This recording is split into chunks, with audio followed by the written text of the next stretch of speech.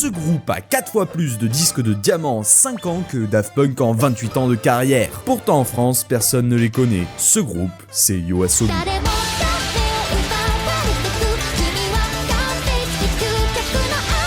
YOASOBI, c'est un petit groupe japonais qui a tout défoncé en partant de rien. Des milliards de streams, des records brisés et un dîner aux chandelles avec Joe Biden. Et ce n'est qu'une infime partie de leur gloire. Laisse-moi donc te parler de YOASOBI et de leur secret pour obtenir 4 disques de diamant en seulement 5 années.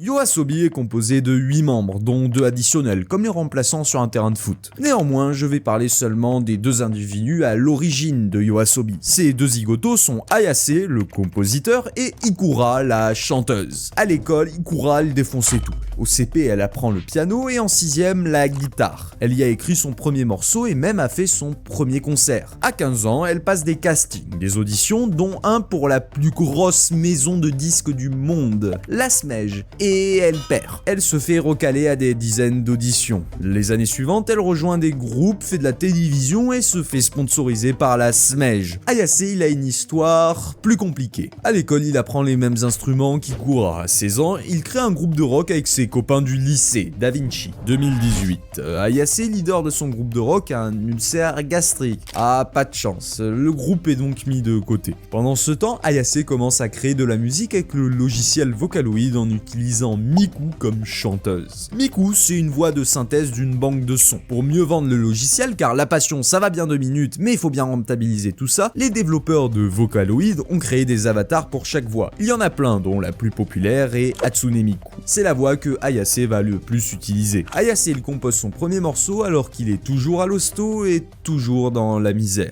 J'en ai pas parlé, mais Ayase n'a pas de thune. Il vit dans un appart de 9 mètres carrés. Passe ses journées à composer et à lutter contre cette petite voix dans sa tête qui lui dit de tout abandonner. 1 an plus tard, Ikura entre dans une université hyper cotée de Tokyo et Ayase commence à percer sur YouTube. À un tel point que 2 gars qui travaillaient pour la Sonic Music, la Smej, lui proposent de collaborer pour produire des morceaux inspirés d'histoire. Il a signé direct. Ayase a besoin d'un chanteur.